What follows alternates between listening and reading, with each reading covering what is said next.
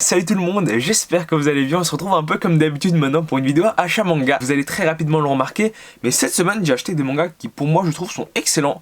Et d'autres séries, honnêtement, je suis beaucoup plus mitigé. Je sais qu'il y a beaucoup de personnes qui apprécient, mais moi je suis un peu sceptique dessus. Sans doute que dans les achats manga d'aujourd'hui, il y aura 2-3 séries qui vont sans doute quitter ma collection dans les prochains mois, voire dans les prochaines années, ça dépend de comment ça évolue. On va commencer pour changer un peu d'habitude avec un manga neuf qui n'est autre que le coffret édition limitée du manga Bakemonogatari. Ils appellent ça édition limitée, mais honnêtement ils en sortent quand même pas mal. Pour vous dire, le tome 1 du manga Bakemonogatari édition limitée qui est sorti je crois il y a 5-6 mois de ça, j'en ai fait une vidéo. Je l'ai trouvé, si je me trompe pas, il y a moins d'un mois, neuf dans une boutique et j'en avais encore pas mal de stock. Donc un tome sous blister qui va me faire un peu mal au cœur de l'ouvrir, mais bon, pour vous montrer les illustrations dedans, il faut bien l'ouvrir. En vrai c'est pas excessivement cher, 10,50€ pour le pack d'illustrations et la jaquette réversible. Je vous remontre un peu le tome 1 édition limitée de Bakemonogatari, mais honnêtement je préfère largement la jaquette simple parce que oui elle est plus colorée, mais je trouve que, alors, celle-ci est quand même beaucoup plus belle. Vous vous doutez bien, par rapport au contenu du manga c'est strictement la même chose.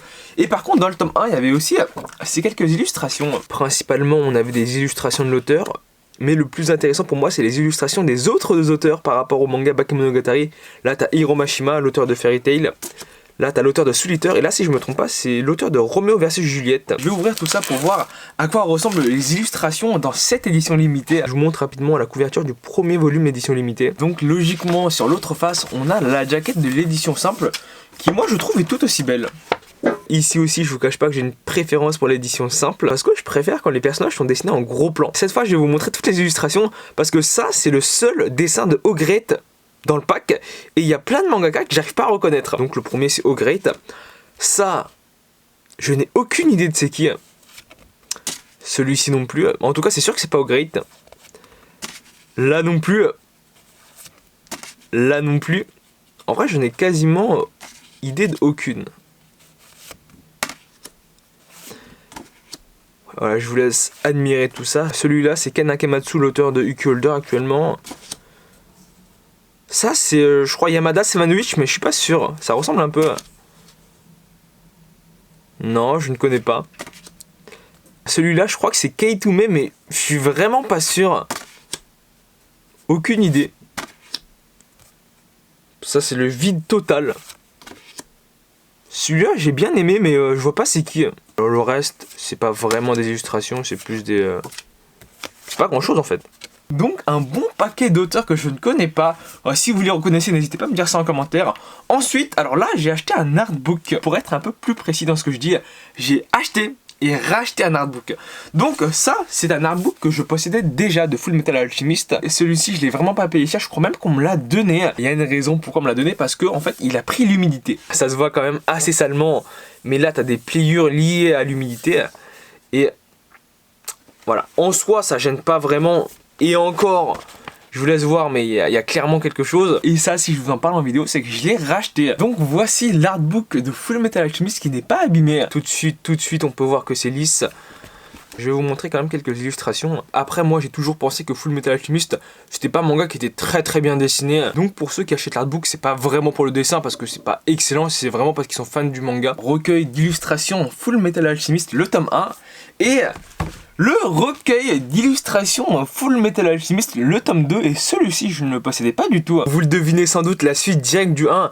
Alors celui-ci reprend des années 2003 à 2005, alors que le premier reprenait des années 2001 à 2003. Comme je l'ai dit, c'est pas le meilleur mangaka concernant le dessin. Même aujourd'hui quand tu regardes Arslan Senki, c'est pas incroyable. En soi, t'as pas mal d'illustrations qui sont bien sympas. On va considérer qu'une série que je recherchais pas mal et depuis assez longtemps quand même, c'est le manga Après la pluie. Donc ici j'ai directement acheté l'intégrale en 10 volumes. Pourquoi je recherchais la série? Parce que j'avais regardé l'anime et honnêtement moi le speech du manga me vendait un peu du rêve. Pour faire vraiment très simple, et je pense que vous vous douterez que l'histoire est plus complexe que ça, c'est une lycéenne qui tombe amoureux d'un homme quarantenaire. Quand j'ai vu les tags du manga romance et seinen, ça m'a tout de suite interpellé. Un animé à l'époque que j'avais bien aimé, j'ai vu qu'ils avaient sorti un film.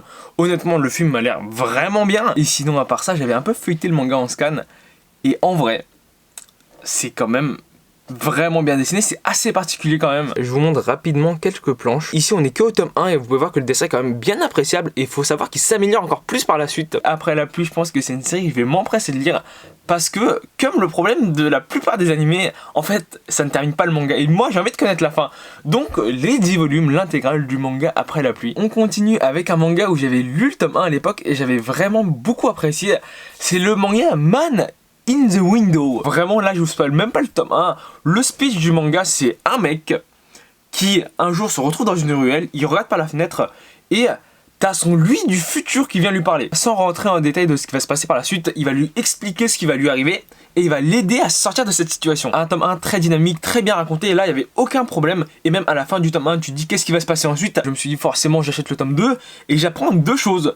C'est que de 1, la série est terminée en 3 tomes et forcément en 3 tomes, à part s'il nous fait une prophétie, le manga ce sera pas exceptionnel. Et le deuxième souci qui est vraiment pas des moindres, le tome 1 est sorti début 2017, le tome 2 est sorti milieu 2017 et là on est fin 2019 et le tome 3 est toujours pas annoncé. C'est sûr à 100%, c'est pas Kyun qui se sont dit on va arrêter la série parce que Kyun pour l'instant n'ont arrêté aucune de leurs séries et en plus de ça ils vont pas arrêter une série en 3 tomes, ça n'a aucun intérêt.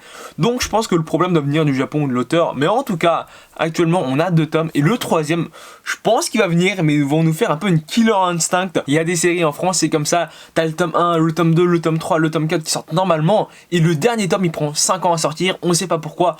En tout cas c'est quasiment sûr que le tome 3 va sortir en France, c'est juste savoir quand. Là je ne spoil pas grand chose, mais vous pouvez voir que c'est quand même assez bien dessiné. Je crois qu'il utilise des personnages 3D, c'est détaillé, c'est net, donc comme vous pouvez le deviner, le dessin du manga est quand même assez bon. On va voir maintenant les séries que j'ai achetées dans la collection, mais que je suis vraiment pas sûr de garder. Alors le plus mauvais du lot, c'est le manga Haku, le chasseur maudit. Comme vous pouvez le voir, j'ai les 3 premiers volumes, je crois que le 4 est sorti il y a pas très longtemps, et la série est terminée en 5 tomes. Ça, c'est un manga que j'ai lu en scan, et de ce que j'avais lu en scan, j'ai trouvé ça excellent. Sauf qu'en scan, moi j'avais lu que le tome 1. Et je pense que tous ceux qui ont juste lu le tome 1 de Haku le chasseur maudit ont dû se dire le manga est incroyable. Sauf qu'en lisant le tome 2 et 3, ils ont dû quand même être pas mal déçus. Donc graphiquement, moi je trouve que c'est quand même plutôt bon, même clairement très très bon. C'est quand même drôlement stylé. Sauf qu'à la fin du premier volume, je me suis dit le manga est incroyable. Il y a potentiel à faire 7, 8, 9 tomes minimum. Sauf que, comme je l'ai dit, la série s'est terminée en 5 volumes. Je vous résumerai ça sans doute dans une vidéo de lecture parce qu'en fait, je risque de vous spoil. Mais en fait, l'auteur se perd dans ce qu'il veut raconter. Et ça pardonne pas. Deuxième série que j'hésite à faire partir de ma collection, et là c'est pas que le manga est mauvais, c'est juste que moi qui attache pas du tout, c'est le manga Beastars. Je vous laisse voir, mais moi j'ai les 3 premiers volumes, je crois actuellement ils en sont au tome 5 ou 6, et en plus de ça t'as l'adaptation animée qui sort cette saison. Le manga, je trouve, et je pense que c'est ce que l'auteur a voulu faire quand il a écrit le truc, c'est un peu une critique de la société. Donc il remplace des êtres humains par des animaux pour bien accentuer cette critique. Et le truc c'est que j'arrive vraiment pas du tout à attacher au scénario. Le synopsis du manga est quand même vachement long, mais pour faire simple, au début du manga, t'as le personnage principal qui appartient à un groupe de théâtre et t'as le personnage principal qui était un herbivore qui se fait tuer. Forcément, t'as 2 groupes distincts qui se forment, les herbivores de leur côté et les carnivores de leur côté. Et en fait, après ça, moi je trouve que le manga part dans tous les sens, mais en soi, c'est pas mal raconté pour vous dire, là je spoil un peu. Mais t'as la lapine qui veut se taper le loup, mais je veux dire se taper, faire l'amour quoi. En soi le manga est bon, c'est juste que je trouve la manière dont l'auteur le raconte, ça me correspond vraiment pas. Même vous pouvez voir que sur le dessin c'est quand même assez particulier. C'est pas incroyablement bien dessiné, mais il y a un style. Je vous laisse voir d'autres planches, il s'améliore par la suite, mais au début c'est comme ça. La dernière série de la vidéo, qui est la dernière série que je vais sans doute vendre, ce n'est autre que Final Fantasy Lost Stranger, qui est une série récente. Là par contre faut se le dire que les couvertures sont quand même très très belles, toujours très colorées avec des effets doré sur les initiales.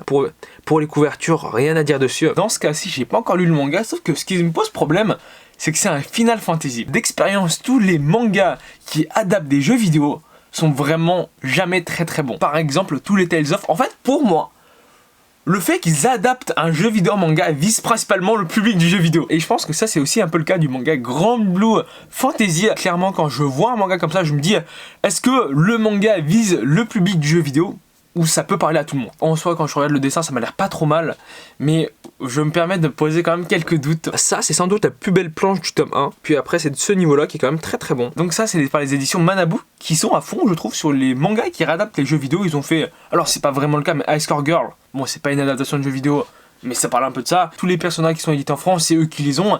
Et Final Fantasy Lost Stranger.